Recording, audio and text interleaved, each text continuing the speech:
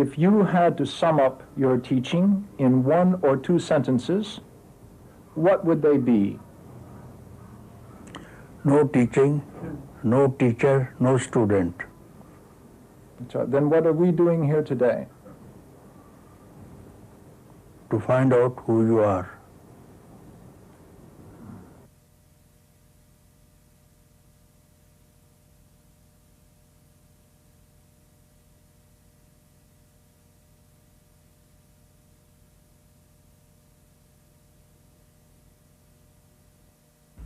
The first question, Papaji, is who are you?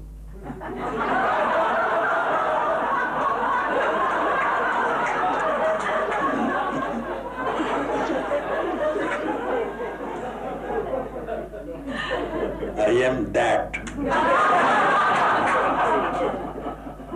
From where you, me, she, he, all the rest emerge from. I am that.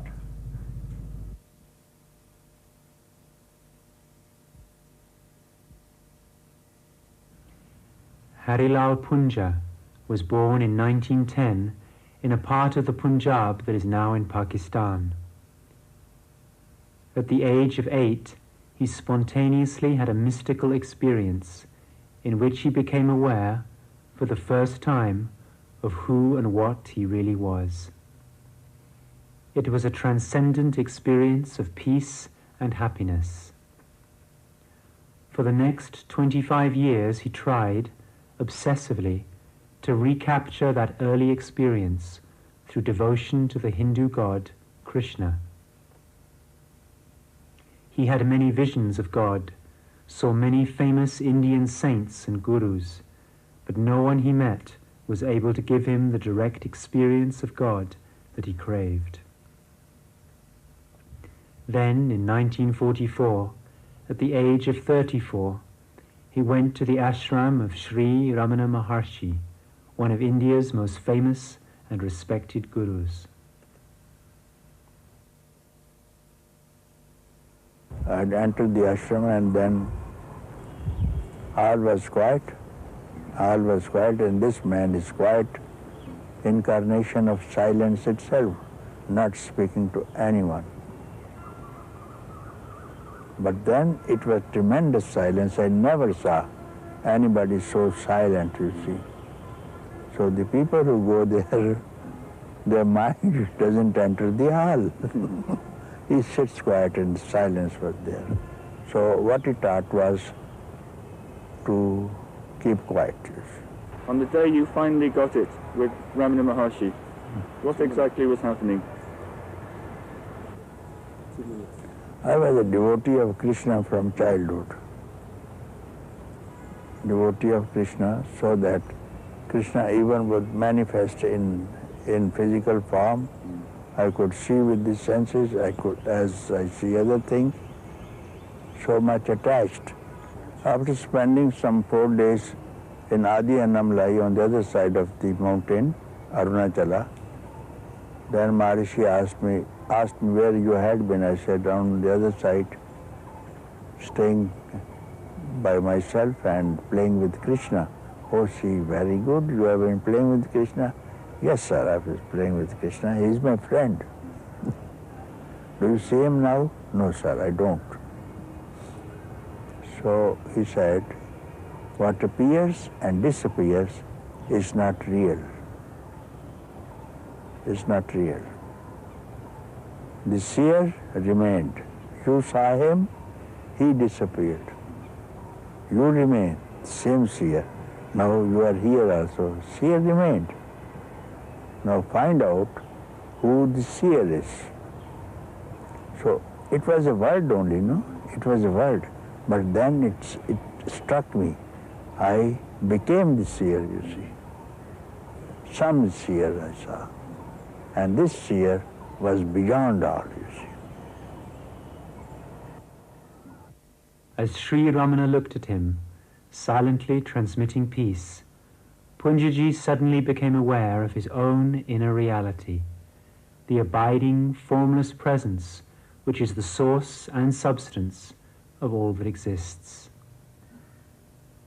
Hindus call this the self, but it has nothing to do with the mind or the personality. It is, instead, the common ground, the continuous presence that abides timelessly and formlessly as the real nature and heart of all beings.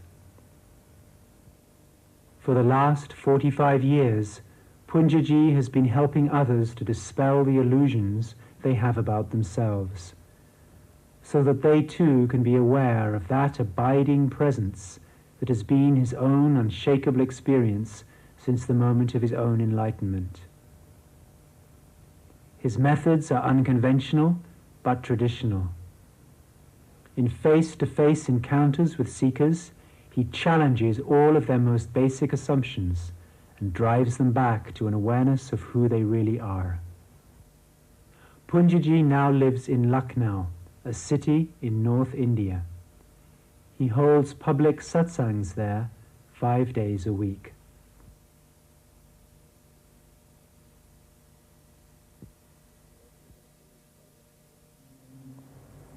Let there be peace and love among all beings of the universe. Let there be peace, let there be peace. Om Shanti, Shanti, Shanti. Namaskar, Namaskar. Welcome to Satsang.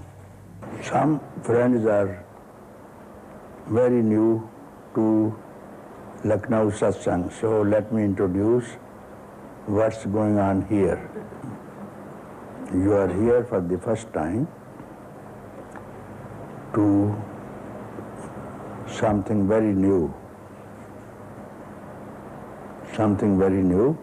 and I am not going to give you any method, any way that you have tried, and it is not paid. No one tells you what is here, now. Here and now, within your own heart. To return to your own heart, I don't think you need any search, any practice, any method. You sit on meditation, you project something, the benefit of meditation, enlightenment, some future date. But who is the meditator? No one knows who is the meditator. You work on meditated upon object of meditation. But this is neither the subject nor the object. It is that itself. And that is already here.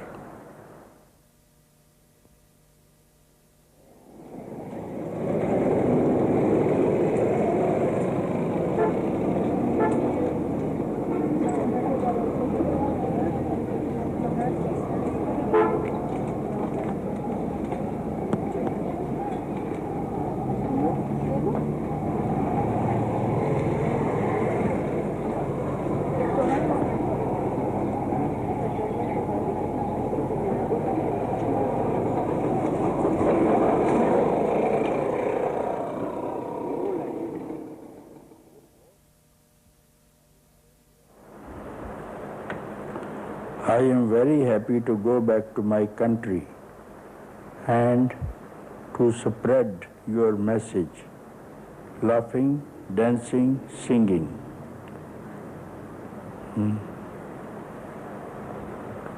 Papa, a little trouble. After all these months, I still don't know what is your message.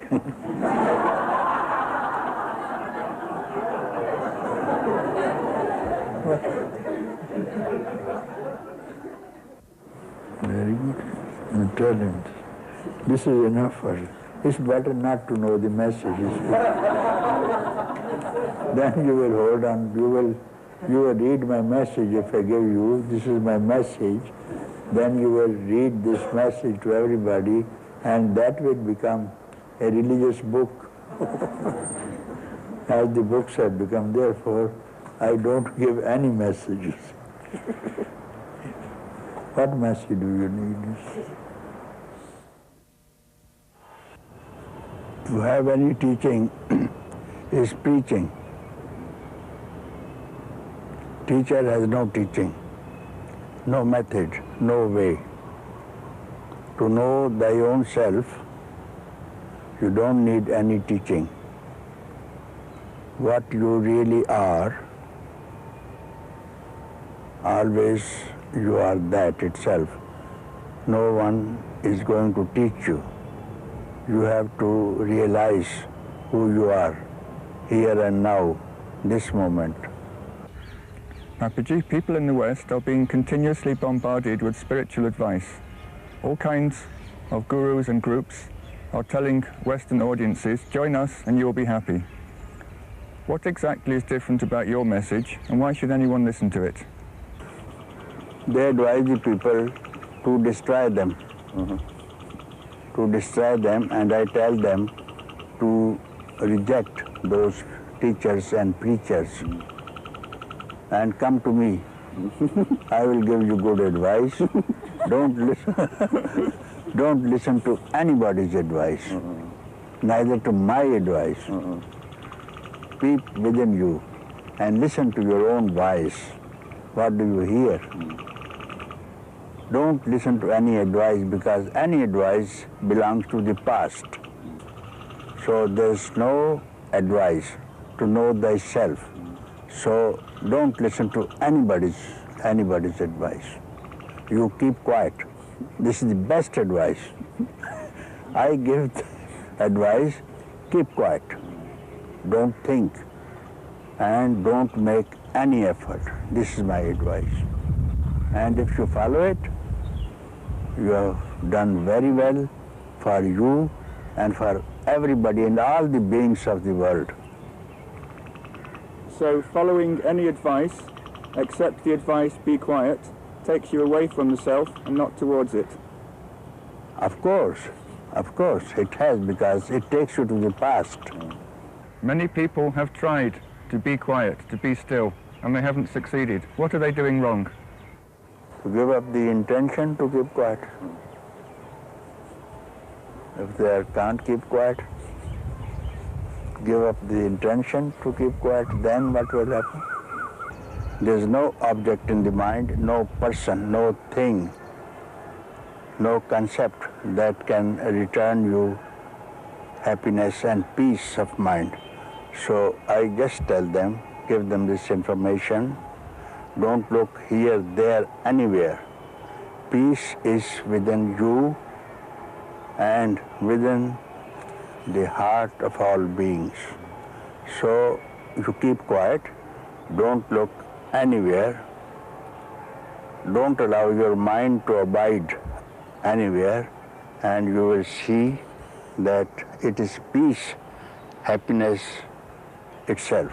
That is the fundamental truth, and every being in the world is happiness itself. Papaji, I think that most people who come to see you would say that you're giving out something more than information. Almost everyone who comes to you feels that there is some power, some grace in your presence, and that this power and this grace enables them to find out who they really are. Do you have any comment on this? Definitely, I am pointing out at their own self, which is the fountain of the grace, of love, of beauty. Here rises the love and peace also. Just point them out.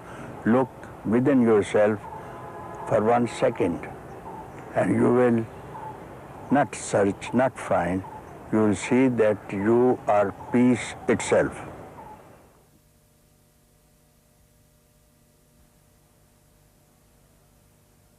धन जो बन का गर्भ न कीजे, धन जो बन का, धन जो बन का गर्भ न कीजे, झूठा पच रंग छोड़ रे. This body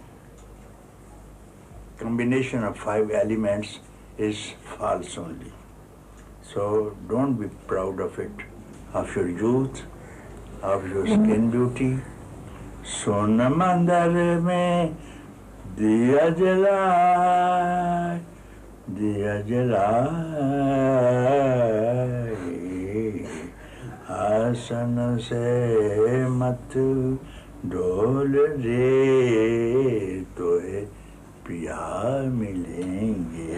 In the emptiness of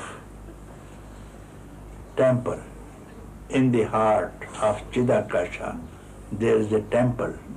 No one stays there. No one can enter there. And there you go and enlighten, ignite the flame. And then you enjoy with your beloved. Why? What will happen? Asan se mat dol re, tohe piya milenge. Don't loosen your firm asan, firm decision. I have to meet my beloved. Don't look here, there, backward, and you will be successful. Directly looking into your own self. Directly looking into your own self. This is how the inquiry is, who am I?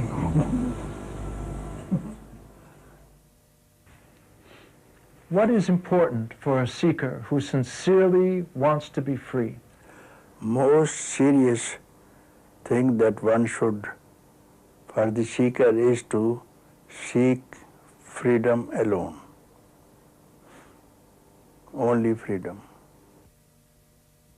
So as you say, you are burning for freedom, this alone is enough. Keep up this fire. Keep up this fire, it will burn everything.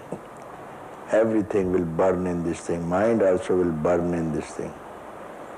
Whole universe will be consumed in this like wildfire in the forest, you see. Wildfire, conflagration in the fire is caused by itself in the forest. By rubbing one tree against the other tree, the fire is there. So that fire eats away the whole forest, and finally itself keeps quiet, you see. Yeah. So keep up this fire. This fire generally I don't see in any face. I don't see this fire in any face. There's fire to have things, fire for persons, fire for objects. That fire I've seen. But fire for freedom is yet to be seen. That's a very different fire. It doesn't burn. It doesn't harm a person. So it rises here and there. Very rare person will have this fire, okay? Welcome. Keep it up, you see. And pour more benzene on it. Do we need to believe in anything, Papaji? Do we, for example, have to believe that the Guru's words are correct? Do we have to believe that we can attain freedom? Do we have to believe I am already free? What are the minimum number of things that we have to believe in? Yes, of course. You need faith. Faith in your own self, that I am free. If you at all want to believe in faith, this is the best faith you can have. I am already free. When you can have a faith, I am suffering, I am bound, why not to have the best faith, then I am free? What difference does it make? It is the I am in you which is always free. When I speak, you are already free. It's not that your body is already free. That's how you mistook it always. So it is that which is already free.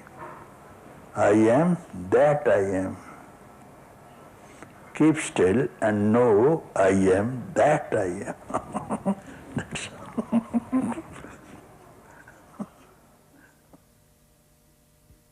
What brought you to Lucknow? Why did you decide to come here?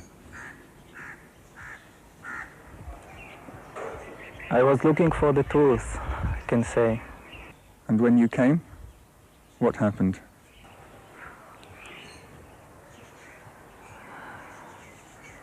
I sat in front of him and all my body felt his immensity. And then I told him that I feel a lot of pain. And then he told me, when is your pain now? And in this moment, the mind dropped. I dropped myself. I was no more there. And what was there was something totally else. It was just it. It was just, yes, this is who I am really. This is who I am. I need nothing else. Nothing else matter. And this was so much love there, and happiness and peacefulness. What goes on inside you when I ask the question, who are you? Does it elicit a response? Is there silence? Is there a striving to express? No. I can describe what I feel in the physical level, what I feel in the energy level, what I see. But is it what I am? No. My perception is not what I am.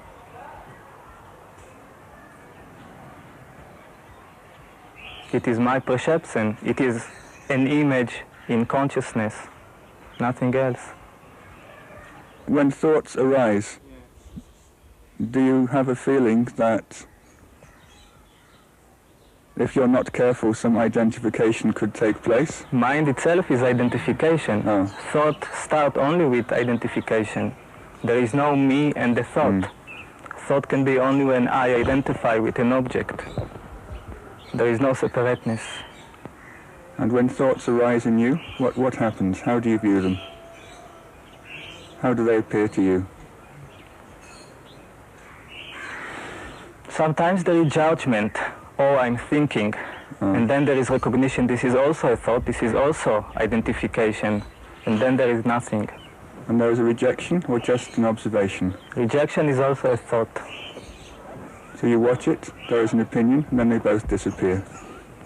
There is no watcher and the thought. There is no two. Do you still have many thoughts? Most of the time I experience thought. You experience a continuous flow of thoughts, or are aware of them? Yes. Without responding to them? Yes. Where do they come from and where do they go? They come from nothingness, and they are nothingness in themselves, because what comes from nothing must be nothing. Why to bother about it? Do you have any interest in encouraging other people to have this perspective, or are you quite satisfied with your own experience? If I have an interest, then it comes from your mind, from my identification as me, then separate from the other, and wanting from them something. It's better not to want nothing from anyone.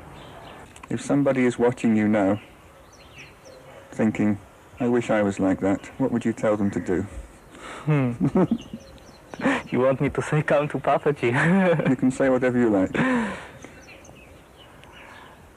I definitely say to come to this master. As far as I know, he's the only one that is as much expression of it, of what we all looking for. We all longing for it, and he is the most expression of it. If you want to be it, then you have to go to the most expression of it and stay there.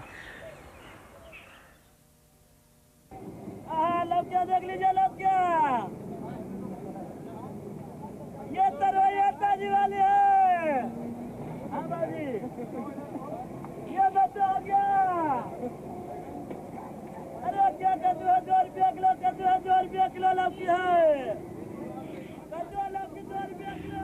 Images on a screen. While the action is taking place, we all forget, temporarily, that we are merely watching a display of colored lights. We take the figures to be real and become engrossed in the little dramas of their everyday lives. Occasionally, we become aware that we are watching, that the pictures are not real, that they are just images on a screen. When this happens, we subconsciously differentiate between what is real and what is unreal. The man watching in his chair assumes, I, the observer of this film, am real. The pictures on the screen, they are not real. Now step back one stage further. Here is a new film. The original observer and the film he was watching are both now displayed on the same screen. The observer, who formerly thought himself to be real, is now just as unreal as the film he was watching. Now, what is real about this picture? What here is permanent?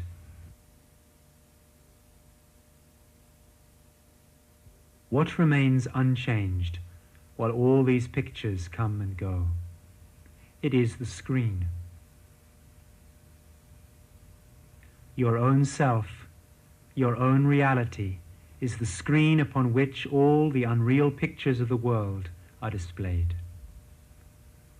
All the pictures on the screen, including the form and the person you take yourself to be, are supported by the screen of your own self. When you recognize yourself to be the substratum, the screen, and not the name and form which appear upon it, you are free. Okay. If there is a fire in the movie, it will not burn the screen. If there is water, the screen will not get wet. When you discover who you really are, when you discover that you are the screen of consciousness and not the images that appear upon it, you are untouchable, indestructible. You are free. Papa, you speak about freedom. What is freedom? Freedom?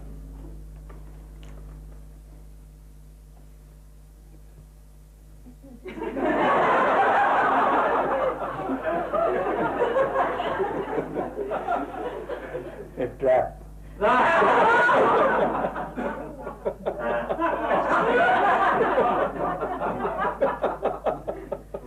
Because bondage. You are in the trap. A man who's imprisoned in the jail, he needs to be free, isn't it? He's trapped in the jail. He has heard, he knows, some people are free outside, no? So this you have heard from outside, from the parents, no? From the Priests, from the teachers, preachers. Come to us, we will give you freedom. Come to me, I will give you rest. Isn't it? That is the promise. And this is another trap. This is another trap, from one trap to another trap. Now you are trapped in the freedom trap. You should be out of both these traps, neither of bondage nor of freedom. Because this is a concept. Bondage was a concept. Now, concept of freedom. Get rid of both these concepts. Then, where are you? Is what you speak of enlightenment?